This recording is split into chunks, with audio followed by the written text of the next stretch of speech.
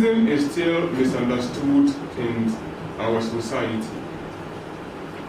There are a lot of erroneous beliefs and perceptions that are influenced by myths and superstition, which are often cause the life of persons with albinism. In fact, many people believe that persons with albinism are even spirits, or they are from the spiritual world and therefore have some magical powers. And when used for concoctions, they are capable of bringing riches to people. This is very funny, very dangerous, and very unnatural. I have to mention a few words to address this issue. In fact, in Ghana, there have been a lot of issues that the media have reported whereby persons with albinism are adopted, discriminated against, or in some cases being used for rituals. But the government of Ghana has actually not done anything to address this issue. In this address, few examples will suffice. A 19-year-old boy, Yusuf Fatau, had to quit schooling at Ateobu Senior Secondary School following a series of threatening and horrendous stories about the danger of life of persons with albinism in the community. His decision to quit the schooling is supported by his father because they cannot guarantee the safety of the life of the boy in Ateobu. That the kind of skin he has is affront to the traditions of the community of Ateobu. If these are happening in Ghana, where are we heading towards? Can we believe that the image of this boy is killed totally? Do we know what he should have been educated to bring to Ghana? Do we know what he would have educated to bring to the world? And if we are sitting on customs and traditions to threaten people's life, to kill their spirit and their interests, then where are we heading towards as a country? Another flagitious area for persons with albinism in Brong Ahafo Region is Abasi, near Kintampo, where persons with albinism are being used for sacrifice and rituals. For the people of this community, anytime a person with albinism is being used for sacrifice, they get very buoyant harvest and their businesses flourish. But the painful irony is that when a person with albinism is allowed to stay in the town or its environs, it brings bad luck to the community. My problem is, if a person with albinism is used for sacrifice to bring good luck, and the person with albinism stays to bring bad luck, do we really reason when we hear something like this? And those of us who say that, do we really reason? This is very funny. I was personally nearly used for rituals and sacrifice when I visited a place in the year 2001 to labor for money to pay my schools. Only God knows how he was able to save me. All these kind of things are happening in a country where we claim we are having a constitution that safeguards the rights of its citizens. Besides Brong Ahafo Region, another dangerous area for persons with albinism in Ghana is the Eastern region, while persons with albinism are also used for rituals and face a series of discrimination and social exclusions.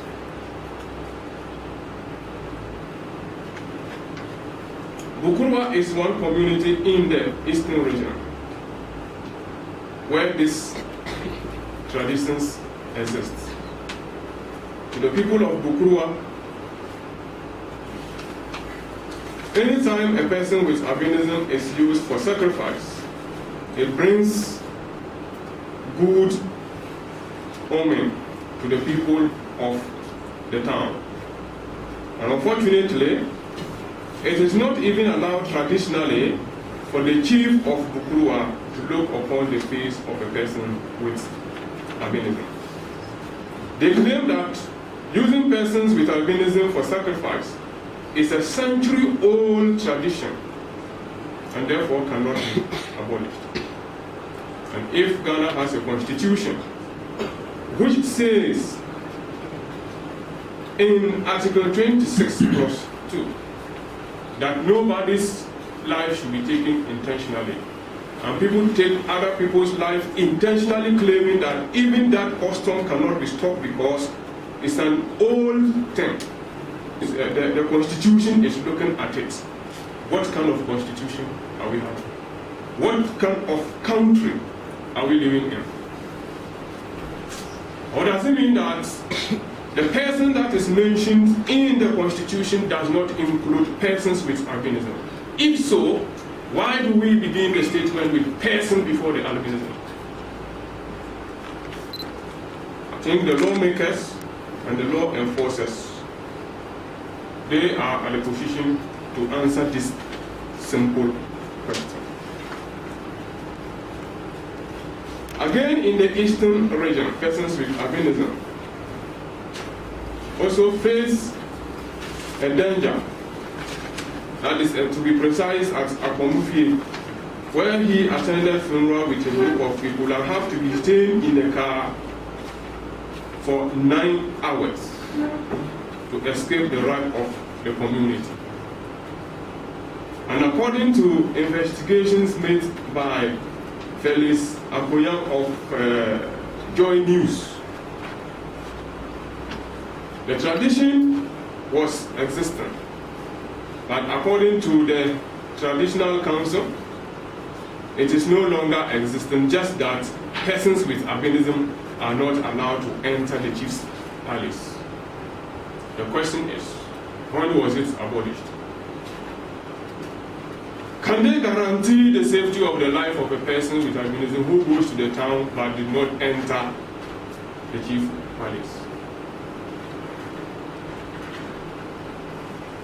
These are some of the problems we are facing in Ghana. Another unfortunate incident in the eastern region is the murder of Kofi Red. Kofi Red, a 35-year-old man, was found lying dead near the gate of one Pastor Emmanuel Abazi at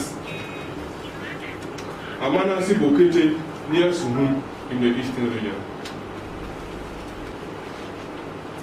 According to police investigation, the death of Kofi Red is unnatural. However, Pastor Emmanuel Abazi, who was said to have run away after the incident, we thought should have been detained by the police to assist in the investigation.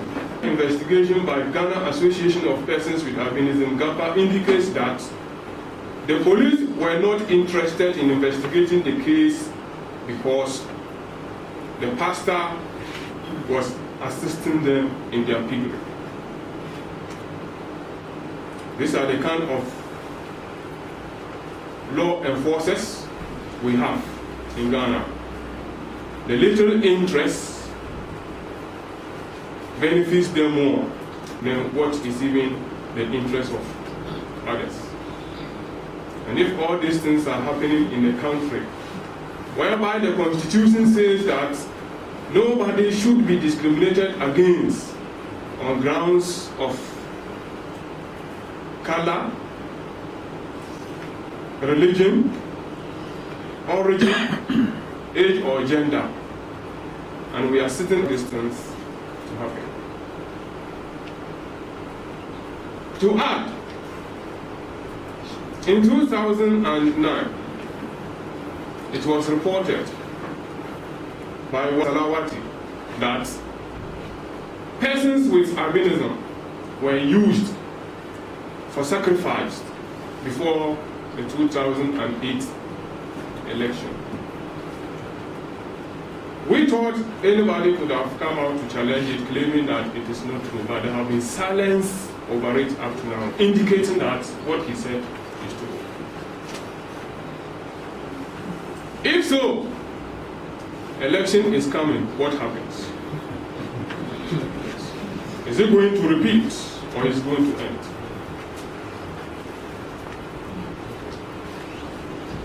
Now, my question I'm asking is, election is coming. Is it going to repeat or is it going to end? Representatives of the media, distinguished invited guests, ladies and gentlemen. Following these acts of injustice against persons with albinism in many African countries, the United Nations Human Rights Council adopted a first resolution on 13 June 2013 calling for the prevention of attacks and discrimination against persons with albinism. The United Nations General Assembly passed a resolution on November 18, 2014 for the observation of International Albinism Awareness Day on June 13 globally every year. The resolution, which was passed, that is the International Albinism Awareness Day, is to first and foremost increase international attention to the human rights situation of persons with albinism. Secondly, to recognize the importance of increasing awareness and understanding albinism in order to fight against global discrimination and stigma against persons with albinism. Moreover, to encourage member states to continue their efforts to protect and preserve the rights to life and security of persons with albinism.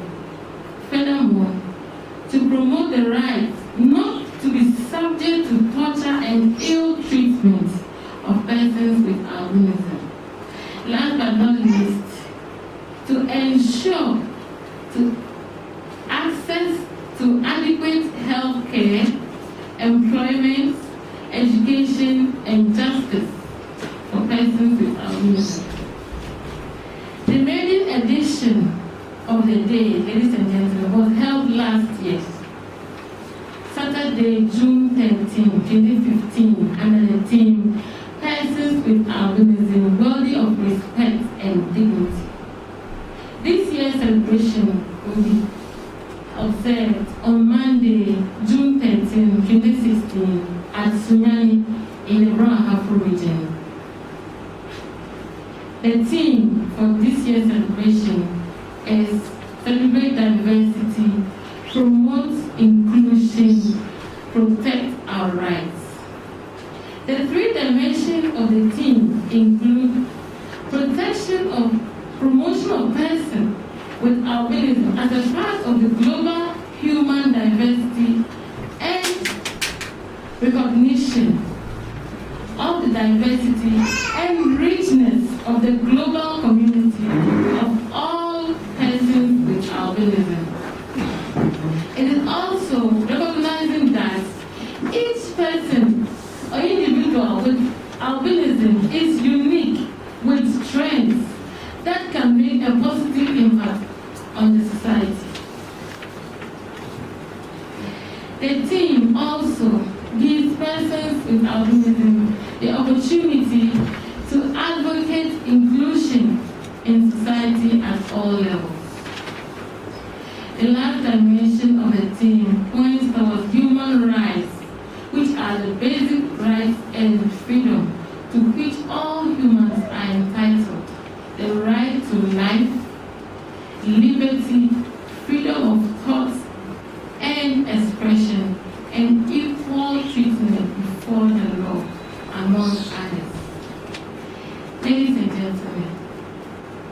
We hope that as we continue to celebrate and recognize the achievements, contributions, abilities, and struggles of persons with albinism,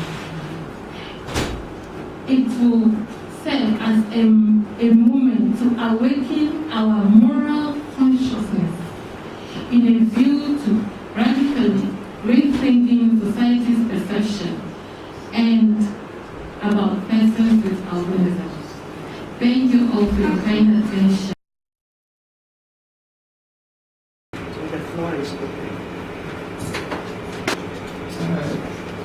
Every time we hear International Day of this, International Day of that, and the question I've been asking within myself is what does that mean to us as a nation? Is it a mere celebration that is what is of relevance? Well, over the years, we've heard of International Day of Persons with Disability, International Day of the Blind, International Day of Albinism and other things. But the situation remains the same, and it's even growing worse. Listening to the account, David, I'm just asking myself, if a person with albinism is not allowed to enter a key palace, is that person a subject to the chieftaincy of the area, or he is an independent person who can do whatever he or she wants? Because if I'm not allowed to enter the chief palace, I'm not part of the society, and I'm not under the jurisdiction of the chief. Is that right? So, now why should that be the case? The issue of the gentleman who was found dead in Eastern region, I was part of the team who went there to investigate, and we were told that the gentleman was found in the pastor's house on the eve of his death in the evening. We went to the Sunyani police. They said the matter was transferred to the homicide department at the police headquarters. Up to date, we have not heard anything. That is unfortunate. The Bunkuwa issue is also raising a lot of questions. The chiefs, when the Ghana Federation of Disability Movement went there to find out, the chiefs claimed they had never seen an albino in the community. And they did not also know what misfortune the presence of an albino would bring to the people. And they could not also guarantee what people would do to an albino entering the community. So now the question now is, are we saying that no child has ever been born with albinism, or there is a way of eliminating albinism when they are born? What kind of community is it that there has never been any albino since in creation? These are the questions that we need to answer as a nation. It's unfortunate that people continue to misunderstand disability and to think that it is an issue of a certain group of people. Disability is anybody's lot. Albinism is just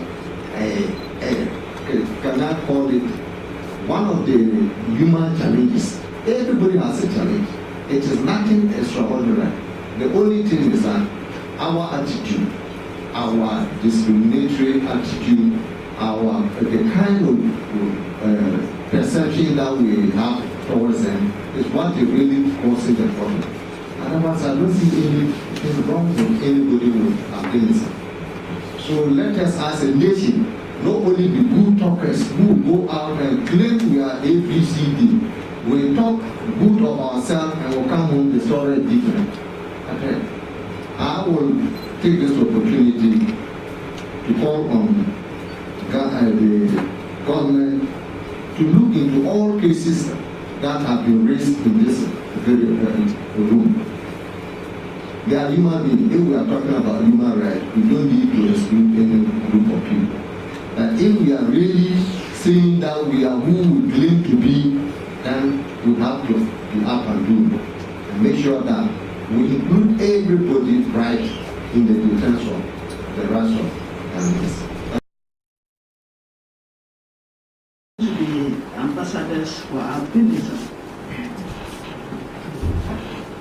The They're going to talk for albinism. They are